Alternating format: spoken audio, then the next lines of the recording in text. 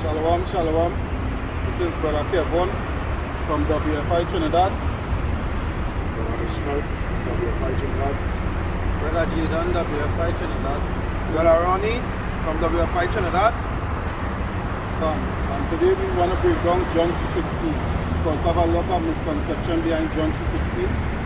According to these churches, John 3:16 involves everybody, which you cannot go to the scriptures so long as you're breaking it down precept upon precept, and you will not find that it includes everybody but one particular nation of people, which is the Israelites, right?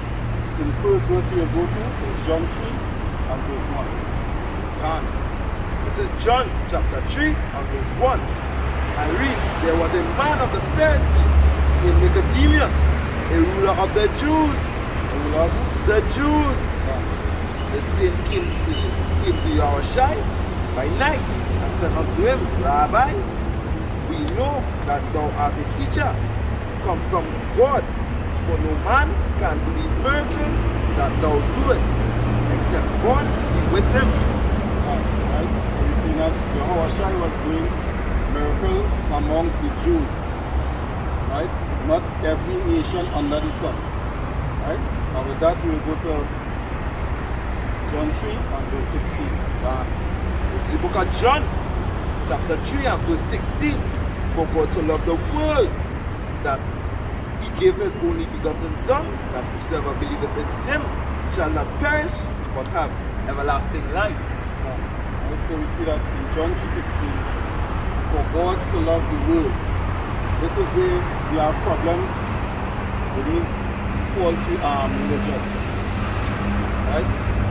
They include world as everybody on the planet, which you cannot go to the scriptures and find. Right? World have 17 different definitions, 17 different meanings. Right? America, they will call America a first world country. They will call Trinidad and the Caribbean a third world country. Yet we are on the same planet. They do not make sense. Right? So we have to find out now what this world is talking about in John 3:16 and break it down so that the people can understand and have the actual understanding of what John 3:16 means. Right? So you go to Hebrews 1 and verse 1 from a piece. And this is the book of Hebrews, chapter 1 and verse 1. God, who at sundry times and in diverse manners spake in time past unto the fathers by the prophets, and in these days, these last days, spoken unto us by his Son, whom he had appointed heir of all things, by whom also he made the worlds. He made what? The worlds. Who being the brightness of his glory and the express image of his person, and upholding all things by the word of his power, when he had by himself purged out our sins, sat down on the right hand. So we see that the Most High created worlds, not just one world. Right? So we had to further go to scriptures to break down what world is talking about. You could also find that he created worlds in Hebrews 11 and verse 3. Bring that up.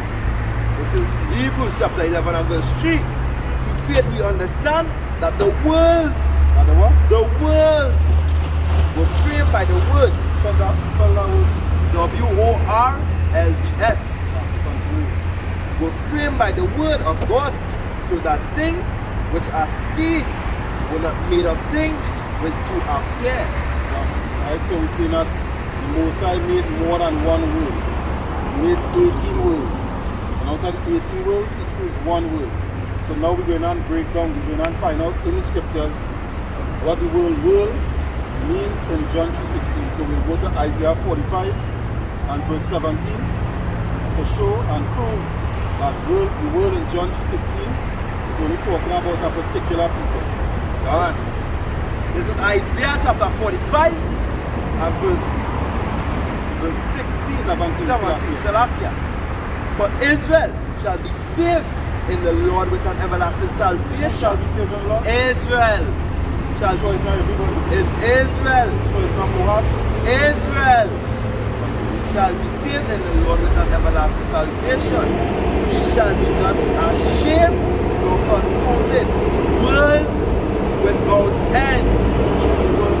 Israel. Right, so we see that Israel is the world that we're talking about in John 3:16 that will not have no end. Right? Not everybody, as the pastors and then claim, that world means everybody, including all nations of people, right? So now we have to find out now, then they will say, but it say whosoever. So now we have to prove that the whosoever, you get asked, this question. Now we have to prove that the whosoever is speaking about that same nation of people, which is Israel, and not the whole world, as society want to bring it up. Right? So we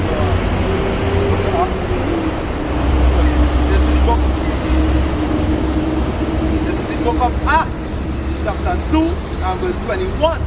And it shall come to pass that whosoever shall call on the name of the Lord shall be saved. So this is talking about everybody else, right?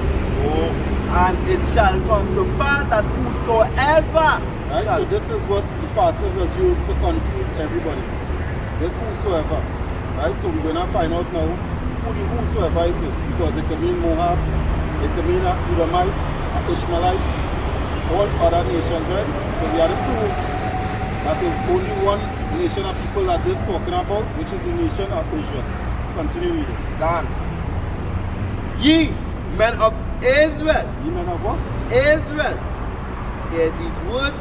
Yahushua of Nazareth, a man approved of God among you by miracles and wonders and signs, which God did by him in the midst of you, as ye yourself also know. Gone, right? So we see that whosoever I'm talking about are the men of Israel. Right? Not everybody according to your pastor in your church. Right? And with that, I say shalom. Shalom, Brother Ishmael from WFI Trinidad. Today's breaking down, we go through judging. We going to speak about judging because we have a misconception on judging. When you try correcting somebody according to the scriptures, they say, you can't judge me, only God can judge me. Right? Not knowing what is judging. Right? So with that, we're going straight to John 7 and verse 24. This is John chapter 7. This is John chapter 7 and verse 24, and it reads,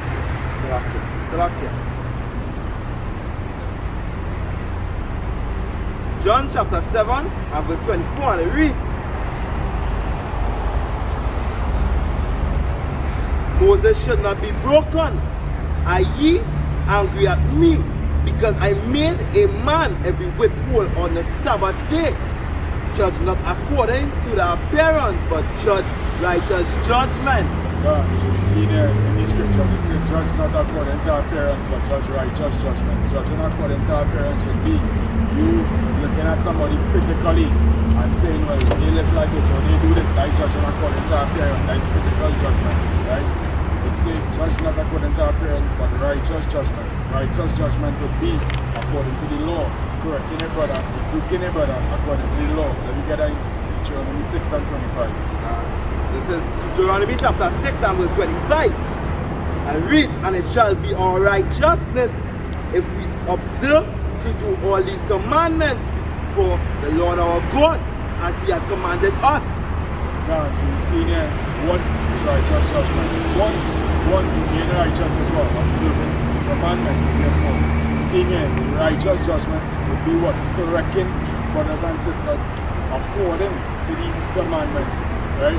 So it should be our righteousness if we observe to do these commandments. So therefore, judging righteously would be a brother not wearing fringes, a brother shaving his beard, a brother balding his head, right? A brother going out on Sabbath day, buying, selling, cooking, right? You know, all these things as laws that the Israelites have to keep, right? So that would be judging righteously. With that, you would give me Psalms 94 and 16, because a lot of people like to say, you can't judge me and only the Lord can judge me. Again, to have this big misconception and people with no understanding, but they love to say this, not knowing what they mean, not knowing what it means as well. In Psalms 94 and 16. And this is Psalms chapter 94 and 16. Who will rise up for me against the evildoers? Or who will stand up for me against the workers of iniquity?